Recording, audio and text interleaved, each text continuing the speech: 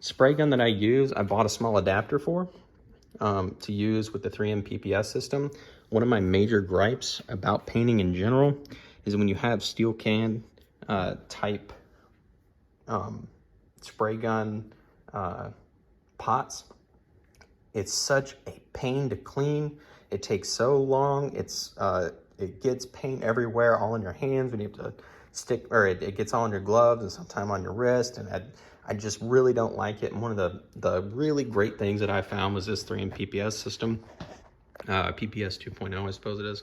And what this is it is basically a cup liner that you can then drop into this hard cup, and then you have these lids that pop on, and then you just it becomes a sealed unit, and the liner collapses, and then you can just twist the top on to your spray gun adapter, and once you're done, you just let it dry and throw it away. And it saves a ton of cleanup. So the only thing you have to worry about is just this area right here. In between that and some low LP, low polyethylene, low density polyethylene, I think it is, LDPE, between some lacquer thinner in an LDPE bottle. So obviously it won't melt. LDPE part is very important. Between that and spraying with this, and you just throw away the cup, I'm sorry, the liner, definitely not the cup. And then you just rinse it out with this, and you just kind of leave it in the tiny bowl. Super easy cleanup. You use like a fifth or a sixth of the lacquer thinner. It's very convenient, and it's like, I did the math, and it was only like $2 or $3 per liner and cap. So it's also pretty cost effective too, especially given how much a gallon of lacquer thinner costs. One other important thing is that these come with caps.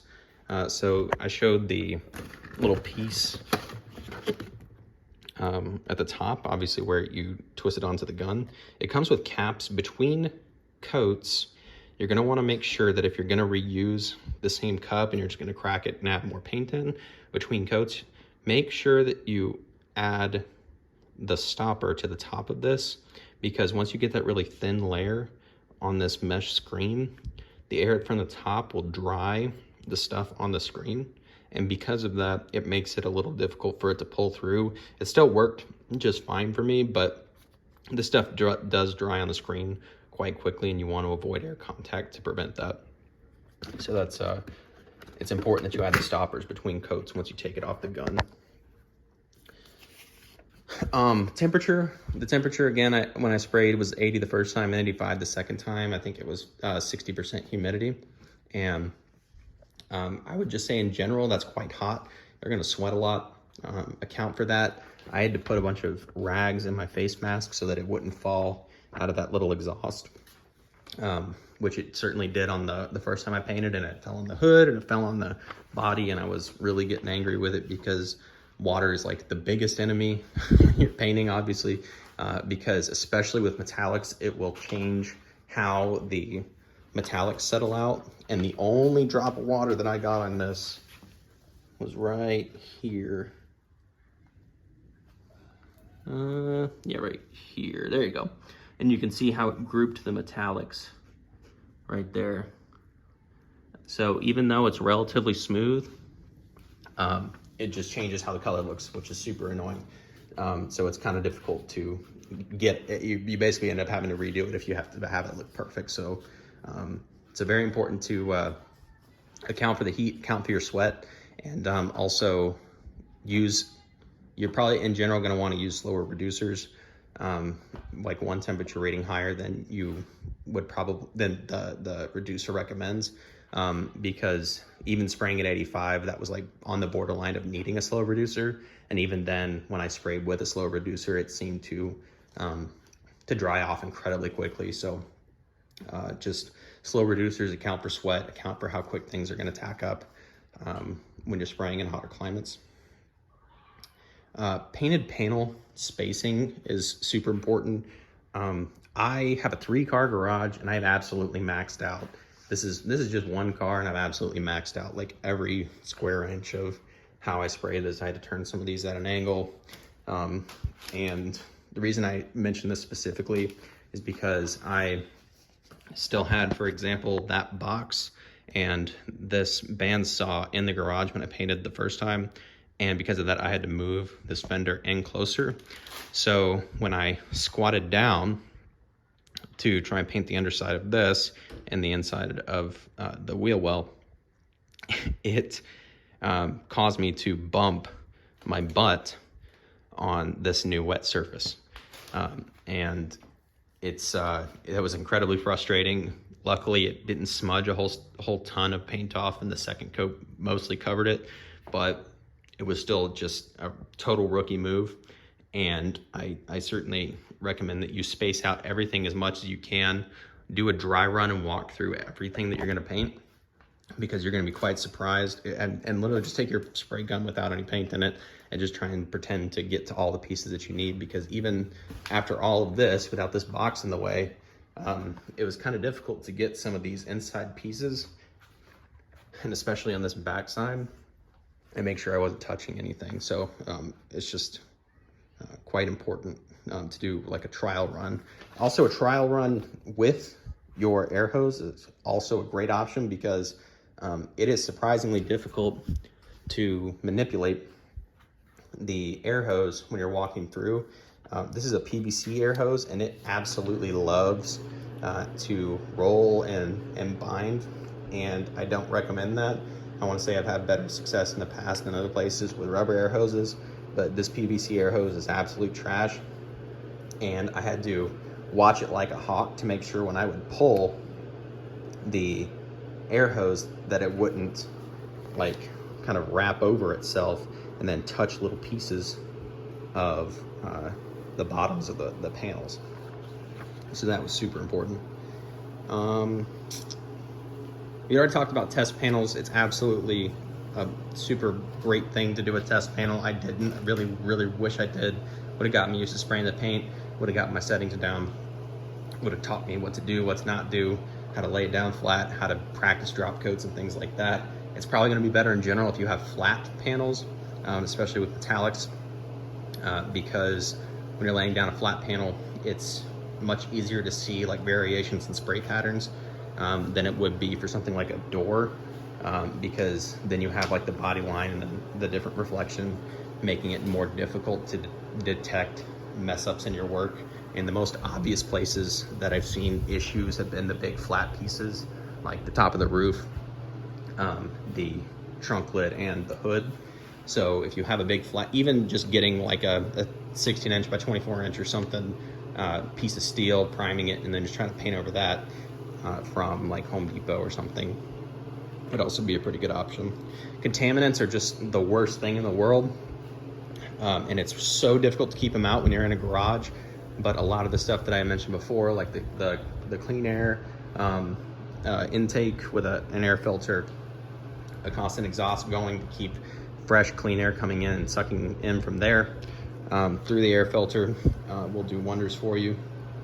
Also keeping getting your garage clean beforehand, getting all the dust out you possibly can, wrapping up a lot of the stuff we talked about during prep is super important, and keeping bugs out with the bug zapper, very important. And then lastly, fish eyes. So I do have a handful of fish eyes in here, which is honestly somewhat difficult to tell in some places because of the orange peel, but the fish eyes are important, or it's important to know how to get out fish eyes, because that's just some contaminant on the panel. So use wax and grease remover, do your whole car, do every panel, do it again and do it again until your towel that you're using to wipe down the panels comes back completely clean. I again was at a slight bit of a rush, and I would say that I got probably 80%, 85% of it off, but it's just, if you have the time, absolutely go over it with wax and grease remover and a tack rag to make sure that you get every little piece of dust that's on the car off, and every little piece of wax or grease or any other contaminant that causes a fisheye off. Paper versus plastic masking, they both, I found, have their uses. So for large closed areas like the door, super convenient because to use plastic in that case, because you don't have access to the backside, for example. It's really easy to just lightly stretch the plastic taut and then just put it on to your back mask tape and then just run a razor blade around the whole thing and just trim it off. Super easy to do that because the plastic sticks to tape incredibly well. Paper, on the other hand, a little bit more difficult. You really kind of have to pat it down in order to get it to stick appropriately. And I found plastic is much easier for these types of areas where you have like an enclosed section that you can just back mask and throw plastic on. For paper, that's much better when you want to when it's more of a free hanging area. So something like the bottom of your car or the sides of a hood. If it's not hanging all the way down and like secured to the floor with tape, it's probably a lot easier to use paper in that particular situation because the paper is much more resilient to just kind of flapping in the wind. And because of that, you would be able to lay down paper on the backside and then just kind of run long strands of tape to the floor. And the paper will stand up much more nicely to you spraying across so that it doesn't flap in the wind and possibly flap off. So in my exact instance, I used paper on the floor in the bottom areas of the car, but I used plastic on like the window areas and the door jambs. When I was, when to remove. So when to remove the masking, that's also another important point. I waited like a week because I never really thought about it that much. The first time I was gonna go remove my masking, and that was not a great idea because you don't want to let your paint completely cure before you try and take it off, because then there's going to be a really strong bond between the two surfaces. When you try and take it off, there's a really good chance that you're going to peel.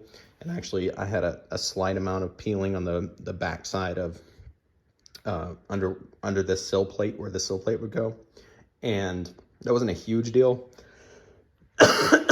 because again, it's going to be covered.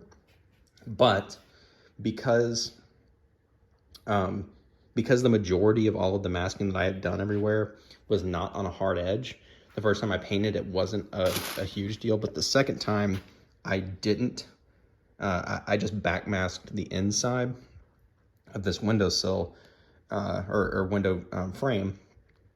And then because of that, when I was painting, I did have a good buildup right next to the tape onto the panel. And honestly, after it's basically like you're to tape time, or maybe even dry to touch time, that's a really good time that you can start to unmask everything, like probably after like 2 to 4 hours. I did it after 2 hours, and once I unmasked at 2 hours, I could definitely see that there was some paint that was wanting to hold on, but it was still soft enough that it was easy to peel off. And then wet sanding. When I wet sanded down the whole car to do a second respray, I used a small, like hand-sized block. And most places I ended up using a hard block wherever I could, but I also used a soft block in a handful of places. And I honestly, anything under like 800 or 1000 grit, I think I'll probably use a long block, a long hard block in the future, because I sanded out a handful of defects before I went with the second respray. And I don't know if it's just me, but I feel like I can see tiny waves in the areas that I sanded. So just always use a hard block, absolutely, a long hard block absolutely everywhere you can. unless you're just doing like color sanding for buffing. And then the last thing I'll mention is touch-up shots. So when I would paint things, I would do my absolute best to go over everything I could as well as I possibly could. But occasionally there'd be small pieces that I didn't quite get, and I wanted to make sure that they were obviously protected and matched before I would, you know, call the job done. And a couple of places that I would say, or a couple of places that I ended up doing very small touch-up shots were the top line of this, the window channel of this roof. So when I would come back over, I didn't go, my gum was pretty straight. Because of that, it didn't get under this edge. So turning down the fan and just turning it all the way down,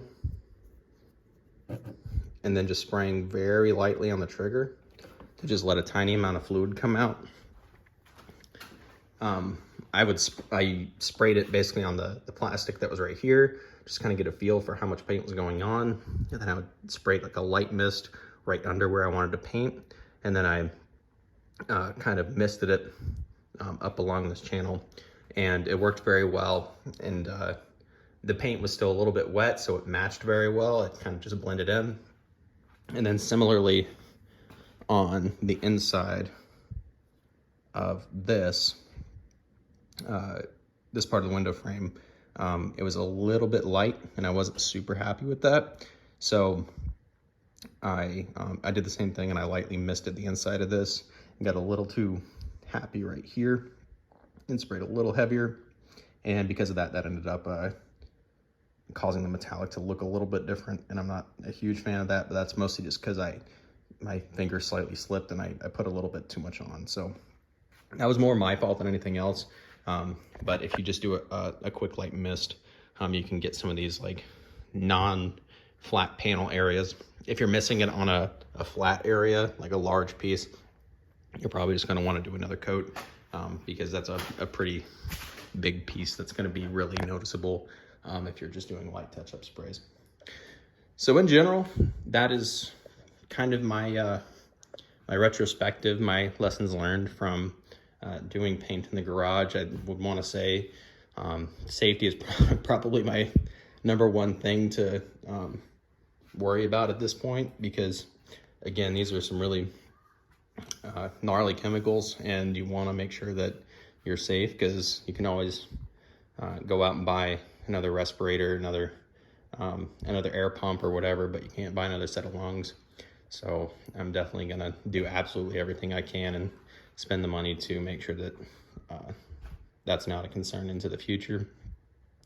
But other than that, I would say that this is a pretty successful first paint job, and I'm starting to feel better about it the more I look at it. Yeah, it's got orange peel, but also now that I beat myself up so much and started to look at other cars on the road, there's even some pretty bad orange peel from some OEMs. So it's shiny, it's solid, it's one color, and that's really all I could hope for. Now, it's not gonna rust, the other nice thing that I don't have to worry about. And it's been quite an experience, but now I think I'm gonna go back to working on some other rust repair over the winter, and then get some of this stuff ready to drive next spring. Thanks for watching, guys.